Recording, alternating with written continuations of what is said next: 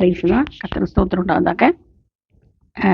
உன் கண்கள் உன் கண்கள் மகிமையானதை காணணுமா, கண்டதெல்லாம் காணக்கூடாதான். ஈசாக்கின் கண்கள் இருளடையவில்லை இல்லையா? ஈசாக்கின் கண்கள் இருளடையவில்லை. ஆபிரகாமின் கண்கள் இருளடைந்தது. பாருங்க, சஞ்சலத்தினால் என் கண்கள் இருளடைந்து யோபு சொல்றாரு.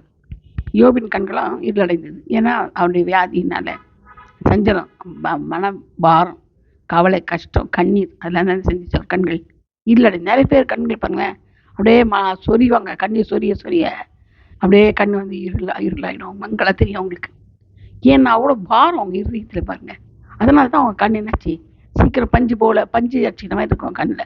சொல்லுவாங்க அப்படியே மங்களா தெரியுதுங்க, ஏன் அழுது அந்த மாதிரி ஆயிடுச்சுங்க அழுவாங்க.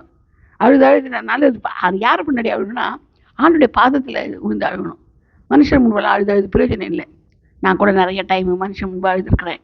என்னோட குறைகள் குற்றங்கள்லாம் சொல்லி மனுஷன்கிட்ட அழுதுருக்கிறேன். ஆனால் விருதா, மனுஷனுடைய பிரயாசம் என்ன, அது விருதா. மனுஷன்கிட்ட நம்ம வந்து எதையும் சொல்லக்கூடாது. சொல்லி நான் அவனுக்கு கேலி கூத்தாயிரும். ஒரு நாளைக்கு ஐயோ பாவம், அடுத்த நாள் பாருங்களேன், ஐயோ இது பற்றி தெரியாது நம்மளுக்கு, இது அழுது காரியம் சாதிச்சிடும் அப்படி இப்படி ஒரு மாதிரி பேசுவாங்க நம்மளை.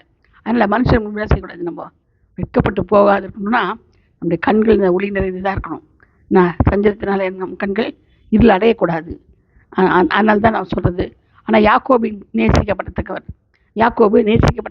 தான். அதனால் ஏசாவை ஆண்டவர் வெறுத்தார், யாக்கோபை ஆண்டவர் நேசித்தார். எல்லாவற்றையும் பார்த்து அவர் என்ன செய்தார், ஏசாவை தான் வெறுத்தார். தேவனுக்கு பிடிக்கலை என்றால் உனக்கும் பிடிக்கக்கூடாது. உனக்கு ஏதோ ஒரு காரியம் பண்ணலேன், ஆண்டவர் சொல்கிறாரு வேண்டாம் அப்படின்னா விட்டுடணும். ஆண்டவருக்கு மீறி என்ன செய்ய முடியாது, அந்த காரியத்தை செய்யக்கூடாது, செய்யவும் முடியாது. அதனால் தேவனுக்கு பிரியமான காரியத்தை தான் செய்யணும். அது மாதிரி ஏலியின் கண்கள் இருளடைந்தது. ஏன், அவனுடைய தேவனுடைய வீட்டில் இருக்கிறாரு. ஏன்னா பிள்ளைகளை அவன் சரியாக வளர்க்கல. உன் கண்கள் இப்போ பிள்ளைகளை சரியாக வளர்க்காமல் இருந்தால் உன் கண்கள் என்ன செய்யும், இருளடையும். 1 சாமுவேல் 3:1 சொல்லப்பட்டிருக்குது, 3:2 சொல்லப்பட்டிருக்குது. 1 சாமுவேல் மல்கியா 1:2-3 சொல்லப்பட்டிருக்குது. உன் கண்கள் இருளடையாமல் இருக்கணும்னா நம்ம என்ன செய்யணும், தேவனுக்கு கீழ்ப்படி நடக்கணும். தேவன் வெறுக்க நம்ம இருக்கணும். கர்த்தர் தாமே பாதுகாப்பாராக. ஆமென்.